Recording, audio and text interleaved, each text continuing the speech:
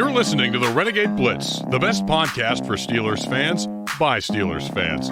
Follow us on Twitter at Renegade Blitz, at RBlitzPod, and at Blitz Videos. Read articles on RenegadeBlitz.com, like us on Facebook, and subscribe to our podcast on your favorite podcast app. And welcome back to the Renegade Blitz podcast. I'm Ty Polk with Chris Ward and Brandon Walker, back with you to talk Steelers versus Titans this Sunday. And we're glad to have on Paul Kuharsky. He writes for paulkuharsky.com and is a part of OutKick 360. Paul, thank you so much for coming on the show. Hey, thanks for inviting me, guys. Always enjoy a trip to Pittsburgh. Looking forward to coming through the tunnel on Saturday morning. Yeah, it's a shame that we couldn't experience last year at Nissan Stadium with the Titans, but that's just how it is. Some of us got in, but not all of us. But Paul, the Titans lead the AFC South at 9-4 and are looking to make a push to the playoffs and hold off the Indianapolis Colts. They're expected to get Derrick Henry back in time for the playoffs, which is absolutely huge for that offense. He, at one point, amounted for 30% of it, and he's still fourth in the league in rushing after all this time being out since Week 8. But how has the Titans' run game adapted to life without Derrick Henry, and how can it make them a stronger team going into the playoffs? Well, first off, I'm not buying a lot of the national reporting, and there are reports pitted against each other about his schedule to be back. Tuesday will mark 6 weeks since his surgery, 6 weeks since that surgery on the outside of somebody's foot, where the lighter surgery is a screw. The heavier surgery, which he got, is a couple screws with a plate. That's about when a guy, steps up the rehab, starts to test things.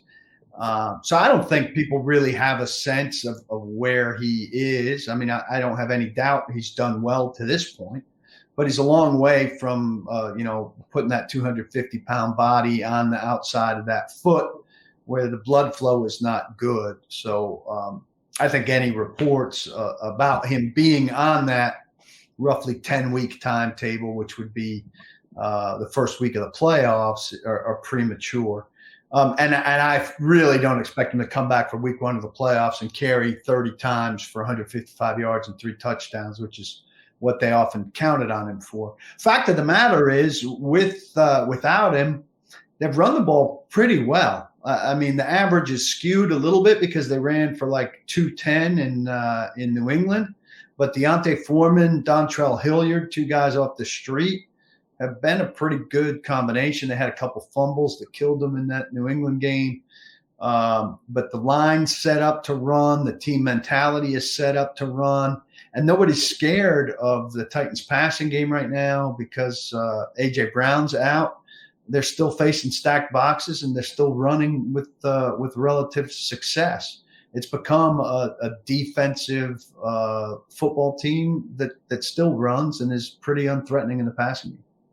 Yeah, and also about them, but the one thing coming into the game is this is not the Steelers of the AFC Central back then with this run defense. It's historically poor. 1989 is the worst performance, and the Steelers are well on track to besting that record in a 17-game season, but it's still bad.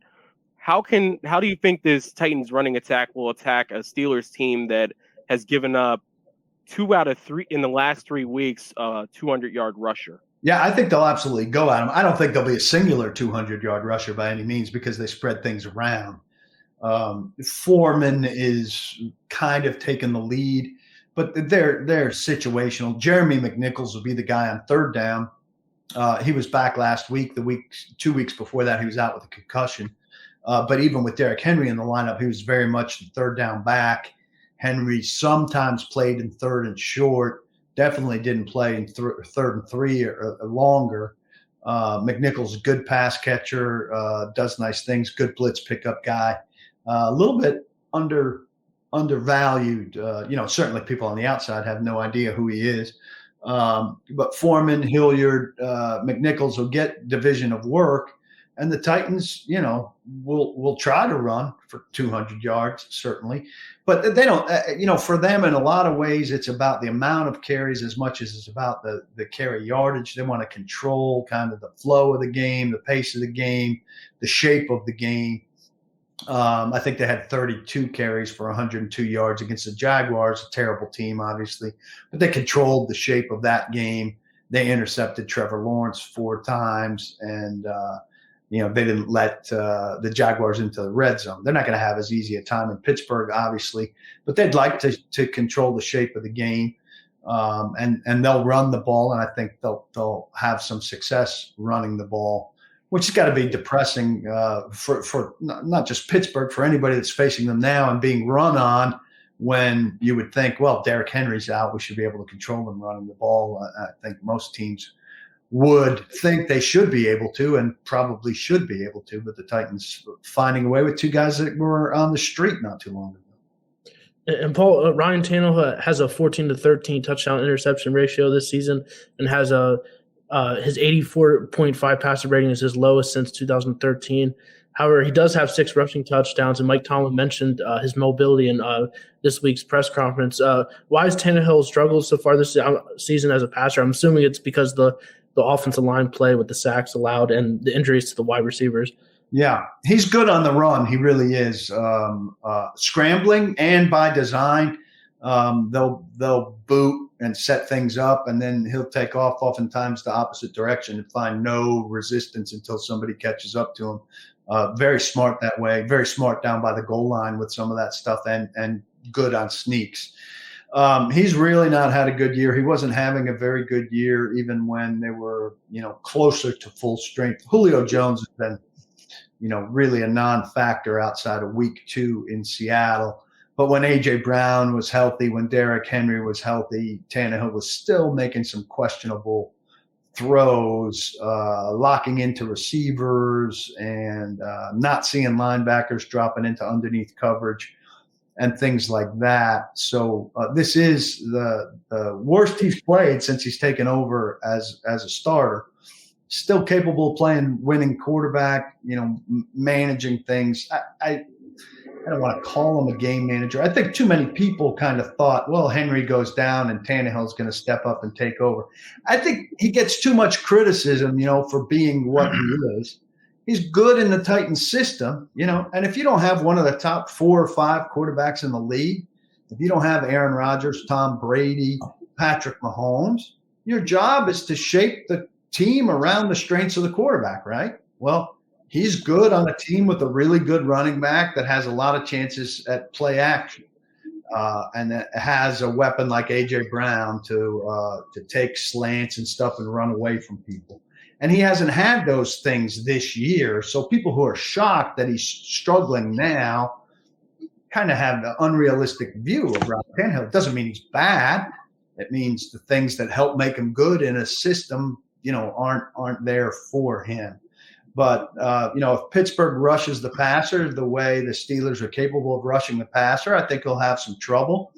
Titans pass protection's been very inconsistent. Roger Saffold hasn't practiced Wednesday and Thursday, the left guard, who's very good. He's got shoulder problems. Aaron Brewer, his replacement, is a pretty good player too, but that group hasn't been nearly as cohesive as it needs to be. Tannehill's timing's off. He stares people down. And if he's asked to throw too much, things tend to go awry. Okay, you're thinking about that. You've been talking about the injuries. Julio Jones has been in and out of the lineup and through the hamstrings, and he has no touchdowns. The Titans gave up a 2nd-round pick and a 3rd-round pick, gave up 2 picks for him. His 3rd-year receiver A.J. Brown's on IR right now. How do you think their receivers like Nick Westbrook, Akime, Chester Rogers, and Jeremy McNichols would do against this inconsistent Steelers secondary? And then thinking long term, do you think A.J. Brown will be back this year? Yeah, A.J. Brown will probably be back a week from tonight. The Titans play San Francisco on Thursday Night Football here in Nashville.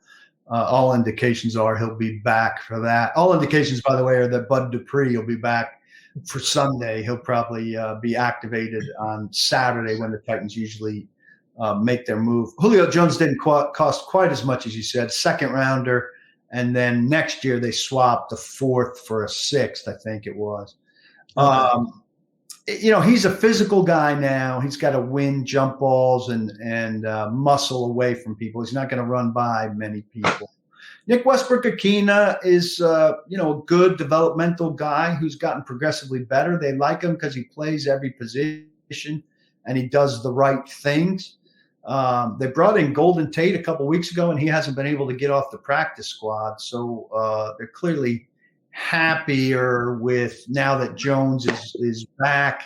Westbrook-Ikhine, Chester Rogers is the slot guy who had some success in Indianapolis before, but is very much a slot guy. Des Fitzpatrick probably won't play. Fourth rounder they traded up for, who would be on the practice squad, but for the injuries this year. It's not a great group of wide receivers right now. Racey McMath, a late draft pick who was at LSU and did not get many catches there, more of a special teams guy. He was on IR for 7 weeks, but he's the one guy in this group, guys, who can go. Now, they haven't been able to get many chunk plays at all because of these things we're talking about. No time for Tannehill, unpolished routes and stuff like that, and a lack of speed and dynamic receivers. McMath is the guy who they should be trying to get over the top, at least throw it there and alert the Steelers that it's a possibility that they might try to go over the top, back people off a little bit, help the run game. Titans have not been getting chunk plays. If you look at the top of their chunk play chart lately, it's middling catches with 15-yard penalties tacked on top of them. I could see both of these teams really having methodical drives. I know Ben's averaging 10.1 yards a reception this season, 9.9 since the beginning of last season, which ranks 26th in the league. I know he gets a periodic chunk play, but I wouldn't be surprised if this is a dink and dunk game in both directions, unless the Titans have a runner break one off. About the Titans offensive line, they're fifth in sacks allowed this season. But what has been the issue with pass protection? Is it more Tannehill trying to make a play, or is it the offensive line that when I think of the Titans, I think of a great offensive line? They have guys like Taylor Lewan, Roger Salford, Ben Jones, Nate Davis, and David Quessenberry. So they seem like they have at least they're a better run blocking team than a pass blocking. They are definitely a better run blocking team. I wrote today, they haven't had continuity. Lewan's coming off ACL surgery from last year, like Dupree. He tore his. Lewan tore his a lot earlier than Bud, but he had some struggles early on coming back from that. Didn't start 3 games along the way. Didn't finish another one. Saffold's been dropping out of a bunch of games with the shoulder that I mentioned earlier. Nate Davis missed 3 games with a concussion. Quessenberry, you mentioned, he's playing right tackle because the Titans absolutely whiffed on Isaiah Wilson last year, who played 4 snaps, then got traded for a 7th rounder and bombed out in Miami in 4 days. Absolute all-time bust. Then they drafted Dylan Ravens this year, and he's having trouble dressing as a backup guard. Quessenberry's a nice story. He's a guy that recovered from a bout with cancer, but he's a 6th offensive lineman at best. He's only playing because of those 2 bad draft picks. So he's a weak link. Offensive line is not a good pass protecting unit, and they gave up 6 sacks opening day to Arizona, 7 sacks a couple games later. Those really helped stack up those numbers against them that really don't look good. But it's not a reliable group, and I think it's I wrote also this week, I think whether they want to say it or not, at a certain point mentally, all of the not just the sacks, but the hits and the pressures have to get in Tannehill's head, and where he used to be able to go back there and consider all his options and stuff. I think it's in there that the clock is sped up, that things are coming. He locks in on targets more often, makes more bad throws. And I think his mentality doesn't seem to be the same as it's been when things have been going well, because he knows that trouble might be coming a lot more often than it used to. Is it going to be something different? Do you expect anything different with TJ Watt and Cameron Hayward, who they're the big stars when it comes to the Steelers pass rush, with so many injuries in the front of the 3-4? Well, I know Watt's listed as the left outside linebacker. I'm sure they bounce him around. I would put him on the left and let him go at Quessenberry all day long, make him put a tight end over there and have a go at it. He is absolutely the weak link on this team, and I would test him like crazy. You can make Lawan prove that he can handle somebody one-on-one over there too, because he's got some weak moments. But he's even though he's not the same guy that he's been in Pro Bowl years, he's a superior player to Quessenberry. I would expect the Steelers to test Quessenberry early and often. And the Titans have got tied up in particularly if Saffold's not out there, then they've got somebody less experienced than Aaron Brewer. If you run games and stunts and stuff, try to get them caught up in having to communicate some stuff that maybe they can't, particularly when they sometimes go tempo and no huddle. And Lawan was talking this week about how if Saffold's not next to him, he's communicating every snap with the guy next to him about, they might do this stunt here, they might do this there. If they're in any version of hurry up, I'd run as confusing as stuff as you have at them. And I know Mike Vrabel was talking this week about the variety of stuff the Steelers run. I think they could use that to their advantage for sure, as they do, against plenty of people. And moving to the defensive side of the ball, the Steelers' offensive line should have their hands full this week, as Harold Landry III has 11 sacks this season, and Jeffrey Simmons has 7.5. Especially Simmons, he's a really dominant player there in the interior. And the Steelers, they've really struggled with their guard play, and at center, Kendrick Green's a rookie. What makes Landry and Simmons such dynamic players? Well, they're both very good. Simmons came into this season. Titans fans love him, and he's great against the run. I thought the next thing he needed to do was start beating some of these double teams, taking advantage of his rare one-on-ones, and be more impactful against the pass. And he absolutely has been. This team had 19 sacks last year. It was the second team since 1980, I think, to go to the playoffs with under 20 sacks. It was really a bad pass rush last year. Vic Beasley came from Atlanta, was a disaster, got cut after, I think, 6 or 7 games. Jadeveon Clowney was not doing anything here, and he went on IR after 8 games. They made a really good signing here in Danico Autry. And Danico Autry often plays between Landry and Simmons, and really is a resource for both of them. He's long, he's athletic, his long arms cause problems. He gets to the quarterback a lot. He helps those two guys get to the quarterback a lot. And then when Autry can play, and he's been playing outside linebacker a lot with Dupree out. Dupree comes back this week, as I presume, and presumably I'd say plays in his usual outside linebacker spot, say in nickel at least. Then you've got Landry and Dupree outside. You've got Autry and Simmons inside. When they've had those 4 rushing the passer together, they've gotten great pressure just with those 4 men, leaving numbers in coverage. Kevin Byard, all-pro caliber safety, and not a great list of cornerbacks. Christian Fulton, quite good, the second-year player, but good coverage to marry up with that pressure from the front, and really a much, much better defense than you guys might remember from last year when they were giving up world record numbers on third down, over 50%. Much better this year, a much calmer defense that's willing. I was talking about the Steelers' propensity to kind of maybe go down the field in small chunks. The Titans would be content to give that up and then they're really good in the red zone at closing down. I would think that Chris Boswell will have his chances because the Titans have a tendency to turn things off on third down for teams down in the red zone. Okay. All right. Who do you think is going to have the bigger game, a big game for the Titans, and what is your biggest concern for the Titans for this game on Sunday? Well, I got asked this earlier this week when I did another pod. I think they've started finally to throw to the tight ends a little bit more. They've really kind of dismissed the tight end position this year. They brought in Julio Jones, and you figured that last year they still ran 35% too tight.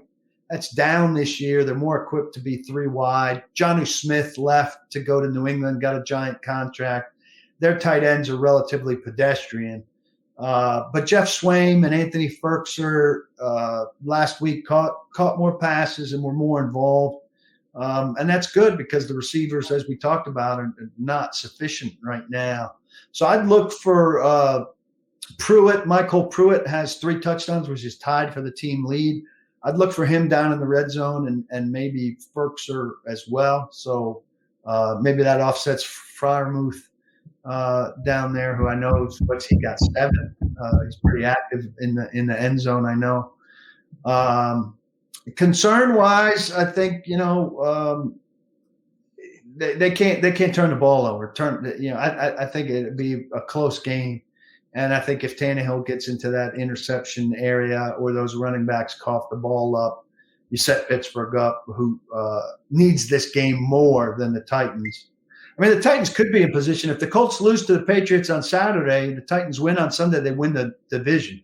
They're magic numbers, too, so they could be in prime position. But it's still not as important to them as the Steelers, who I would think need to win it to stay alive in that division. And they could get good news with Cleveland in as much COVID trouble as they are playing on Saturday and unlikely to get a good result either. So it's a really big game for Pittsburgh, I think bigger than the Titans.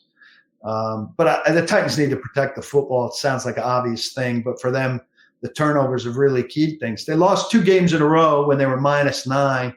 They had a bye. They came out against Jacksonville. They were +4, and the results all fell right in line with that. And one thing I want to talk about with the linebacker situation, there was a lot of talk for the Steelers picking up Zach Cunningham from the Titans, or from the Texans, off the waiver wire. But instead, the Titans picked him up. So where does he fit into the inside linebackers? Has he assimilated himself into the team, or is there still a little bit of a feeling out process? Well, they say they don't know, but I would think there's a role for him this week. Rashaan Evans played really well last week after missing, I think, 5 games with a bad ankle. He's not a good player. He's not a very instinctive player. He's good against the run. He makes plays here and there, and then he runs to the wrong gap. He's not good in space. But he's made some plays this year. He's better, obviously, when there are good people around him. These are the last 4 games he's going to play in the regular season for this team. They didn't pick up his 5th-year option, and he's going to go somewhere else in free agency. So we'll see. Jayon Brown's another guy. He re-signed on a 1-year deal with some dead years on it. He's probably not he's not going to be back either. So David Long, who they like a lot, not practicing with a hamstring, and he's been out 5 games. But they were down to playing somebody like Dylan Cole, who's a special teamer for them, in a pinch at inside linebacker. So now they'll have Brown, Evans, and Cunningham. I think we'll see all 3 of them in some kind of a rotation. They also lost Monty Rice, a draft pick, to a season-ending injury. So they've been banged up there. We'll see Cunningham, I think, in some sort of a role, and maybe even on special teams. He played for Mike Vrabel the year that Vrabel graduated to defensive coordinator in Houston. He played for Shane Bowen, the Titans defensive coordinator, who was with Vrabel in Houston for that year. So they know him well. He's got to learn the terminology and all of that. But he's a good sideline-to-sideline player. You guys have seen him. And I'm told by Blake Bedingfield, who was a scout for the Titans for 19 years, who writes for my site now, when he's really invested, Cunningham, he's really good. his investment, obviously, in the Texans faded because it's such a bad situation there, and things have changed since he signed his contract. So I expect him to be reinvigorated and a factor. And the other thing is, I said those two guys aren't going to be here long term. Cunningham, doesn't have guaranteed money coming up, but he's under contract through 2024. And it wouldn't surprise me if the Titans stick with that investment. He's got big, I think his salaries go from $11 million up to $13 million, but he could be a solution for them at inside linebacker for the next couple of years. So it could be a long-term move for them as well. And Paul, the Titans ranked 13th in takeaways with 18, and the secondary has been opportunistic with 13 picks. 5 of those interceptions have come from veteran free safety Kevin Byard, who Tomlin praised in his press conference this week and said he kicks himself for not drafting him. What makes Byard such a ball hawk, and how do you think the corners in Jenkins and Fulton match up with the Steelers receivers? Byard grew up a huge Steelers fan. He said he never had a terrible towel, but his dad got him a Palomalu jersey when he was a kid. He's a huge Palomalu fan, which makes perfect sense for a kid that was growing up a safety, right? So he would have loved to have been drafted by the Steelers. I'm sure that his first 2 choices would have been the Steelers because of his fandom, and the Titans because he played here at Middle Tennessee State. He had a really bad year last year. The Titans defense fell to pieces. He was trying to do too much to cover for bad cornerbacks, and they got really beat up at cornerback. He's back to himself. He's been an all-pro. He's been a ball hawk his whole time here. I don't think Jenkins will play. He's got a ankle or foot. He didn't play last weekend. He hasn't practiced this week, which would bring a familiar guy to you guys into the lineup, Buster Screen, who was signed last week. And I know the Titans have targeted Buster Screen when he's been an opponent in the past. He played a really good game last week and got raves from Mike Vrabel for the way he came into this team. Titans have signed a lot of guys off the street, and a lot of them have gotten a lot of praise. But Vrabel said he's done as good a job coming in, in the middle of the season as anybody he could remember in his whole time here, which is a heck of a compliment. So I would think that the Steelers, having seen the guy plenty, right, with the Jets, with Cleveland, where else has he been? He's been around. Would target him. Christian Fulton's pretty good on the one side, but that other side, and then nickelback Elijah Molden is a good horizontal nickel, and Byard will probably do some covering of the tight ends. But if you could get Molden in a situation where he's got to run with somebody, he's not the fastest guy. They have to help him over the top, and he had some trouble early in the year. I think the Titans figured out how to scheme to help him. But the Steelers will probably look for ways to attack Molden vertically, and maybe find some success there if they could get Ben some time and let some things develop. And Paul, you mentioned that you expect Dupree to play on Sunday, but how has he been fit? I know he was on IR there for a while, but how has he been fit in with the Titans organization? And how is Ola Adeni, who is also a former Steeler, how was he doing in Dupree's place when he was playing? Bud's a good fit. Bud's a great guy, and said all the right things, worked his tail off. He rushed himself. That ACL was really late. What was it, that Wednesday night game, December 2nd? I mean, that timetable was crazy.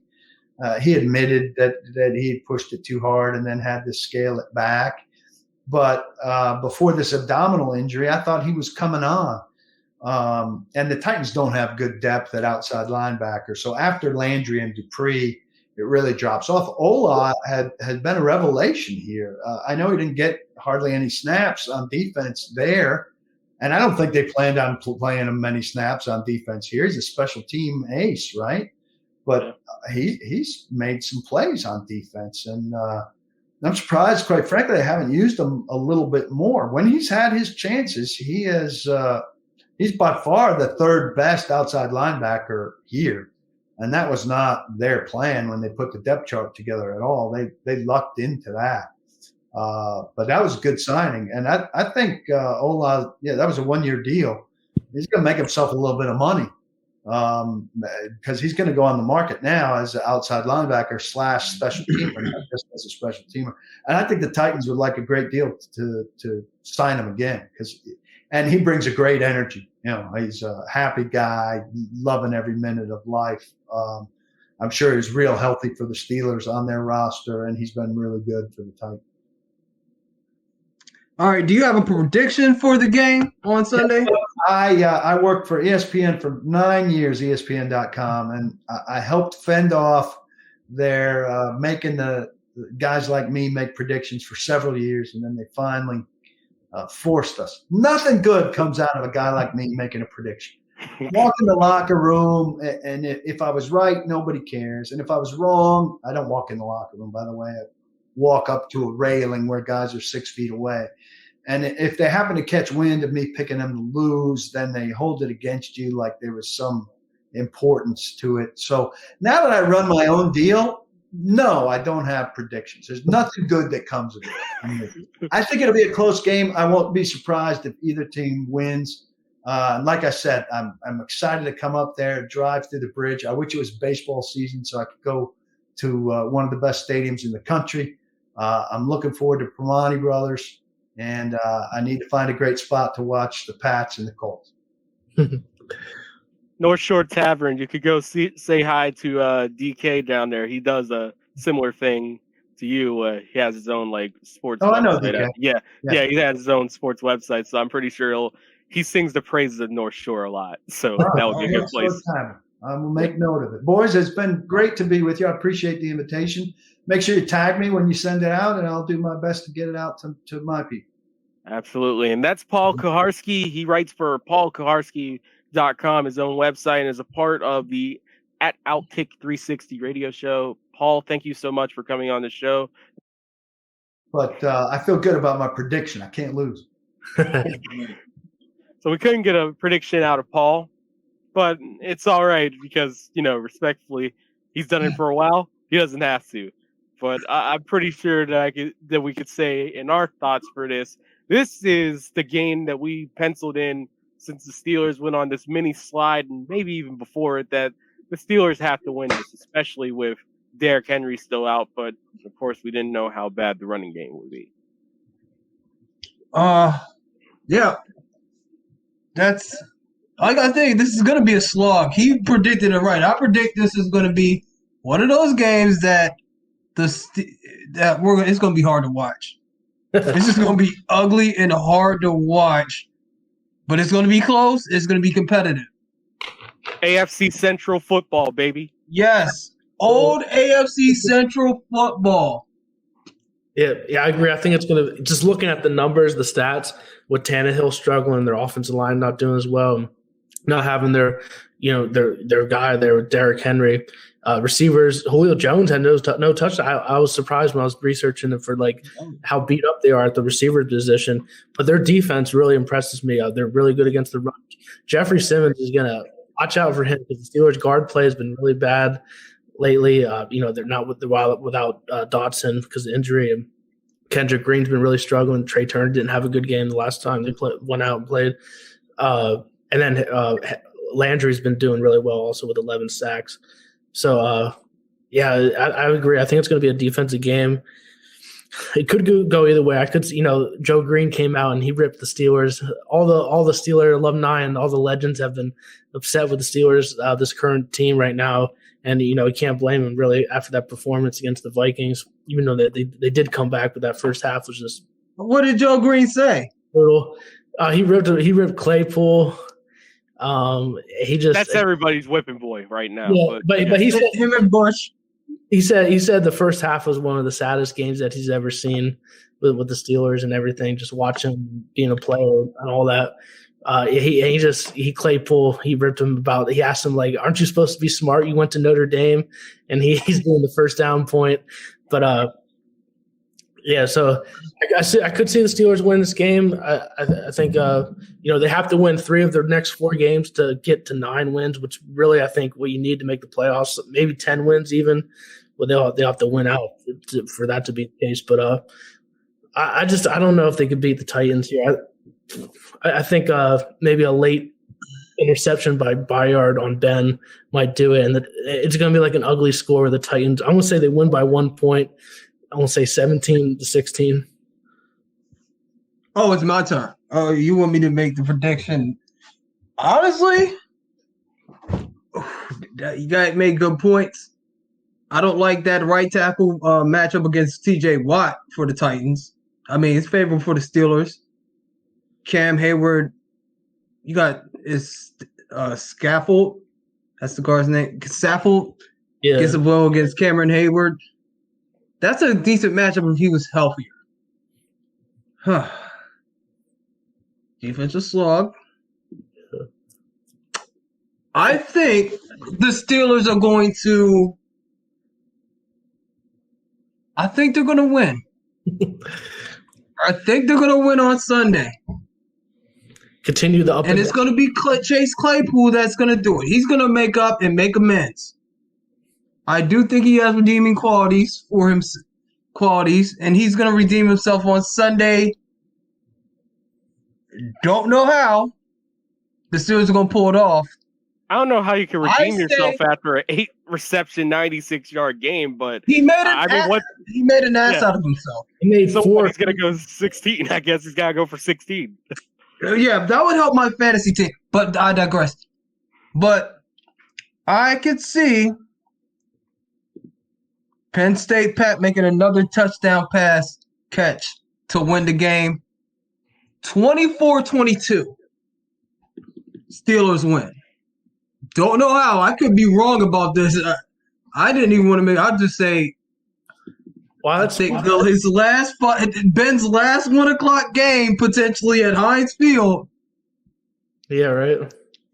Well, you picked the Vikings last week, so it's I picked the Steelers to win, right? Yeah. No, we both picked the Vikings. No, I picked the Steelers to win last week. Yeah. He did? Okay, you did. Remember, because my thing was I picked them. Everything was going hazy, but I was right last week. You two are wrong. I'm picking the Steelers this week. I said the Vikings were going to win. Yeah, I was wrong last week. You're the one that's wrong. I'm sorry. I picked them. Sorry, my bad. Picked them to. I was wrong too. I said the Steelers were going to lose to the Ravens too. So I can't get a feel on this team. So that's Steeler football at its finest. We don't know. The Steelers football 2021. They're probably going to win this game. They're probably going to come close to beating the Chiefs, and then they'll blow it against the Browns. Yeah, right. That's how it goes. And then they're going to kick themselves. Yeah. And they'll go 8-1. Yeah. And I think that's perfect for them. But I'm going to say, I said this. This was the Steelers' last gasp, really, if they want to have any shot at making the playoffs, and it really is official now. But I still have confidence in them. I felt that this was the one game at home against the Titans, and I think it's going to be a defensive slog. But then somehow last week it became an offensive showcase towards the end. So I'm going to say this is going to be a 21-20 victory for the Steelers. I think that Chase Claypool has his revenge game, I guess. Just like you thought, Brandon, he's had his name dragged throughout the media, rightfully so. And I think he comes up with a late touchdown against the Titans. So we just copied and pasted what our feelings about this game tonight. You know that, right? I know I copied and pasted, but I think it's really how it's going to go. If the Steelers win, that happened. If they lose, they got blown apart by 2 running backs who were just off the street, as Paul said. Yeah, I think they'll struggle running the ball because, a lot of those rushing yards that Najee had came again in the second half against the Vikings because they were playing, their 2 safeties back. But I think they're going to struggle against this Titans front. Yeah. Plus, they play the exact same way the Steelers don't want to have. They have a good ball hawk safety, so that means they'll probably more than likely run some variation of cover 1, and that's when the Steelers have their most issue because that's whenever you have the box filled. Yeah, but what you guys mentioned, like, I just see a defensive game. Reading, prior to this interview, what Paul, or prior to this podcast, having the interview with Paul and everything, like that Titans offense doesn't really, scare you that much, but that defense, I think they're going to give the Steelers some fits. Yeah, they called them the little brother. I read his article. He referred to the Titans defense as the big brother to the Titans' offensive little brother. I don't think they have enough juice. I don't know. I don't think they have enough juice to do it.